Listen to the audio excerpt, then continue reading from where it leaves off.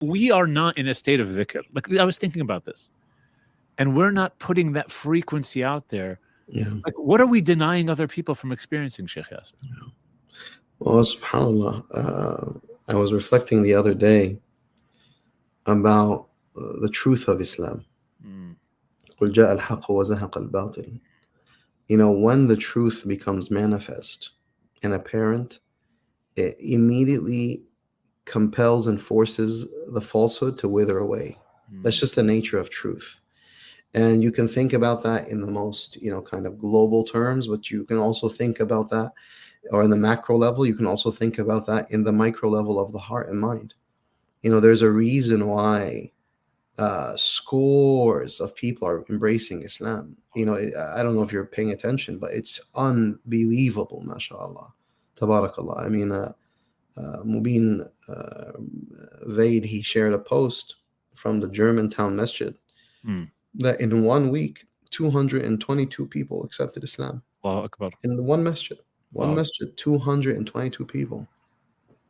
And that's not counting for all of the other masajid. I have a local masjid here in northern New Jersey. In 1 day, 7 people took shahada. Allahu Akbar.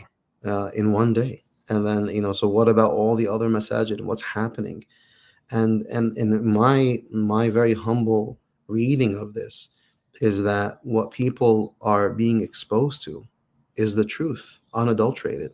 When you're on the internet and you get some of these videos from Palestine, from Gaza, and you hear a commentary of a woman who just lost her whole family, or a young child. I was watching one of the videos the other day of a child who's selling some nuts on the side of the road, and he's like, subhanAllah, he couldn't have been more than 10, 11, and he's selling nuts, and then the guy comes to him and says to him, what's going on? How is the sales going? He said, it's very bad. There's not much. He's like, I had to take some qurud. I had to take some loans to buy these nuts. He's like, but where's your dad? Where's your mom? Where's your everything? He's like, oh, they were all martyred. They were all killed. And then he pointed, he's like, that used to be our house. So he's like, who remains? He's like, oh, I have my younger brother with me. This kid is no more than 11 years old. And you look at his eyes and you think to yourself, what's keeping him upright? What's keeping him? He literally took out loans to buy nuts to sell them on the side of the road.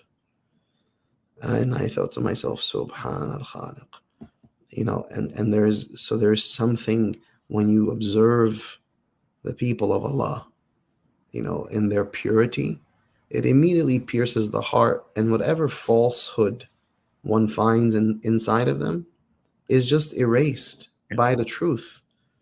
And so, when we're talking about invoking Allah, remembering Allah, centering Allah and His Messenger Muhammad sallallahu alaihi wasallam, that is from the spirit of, bringing to the fore the truth, because Allahu al-Haq, Allah is the truth.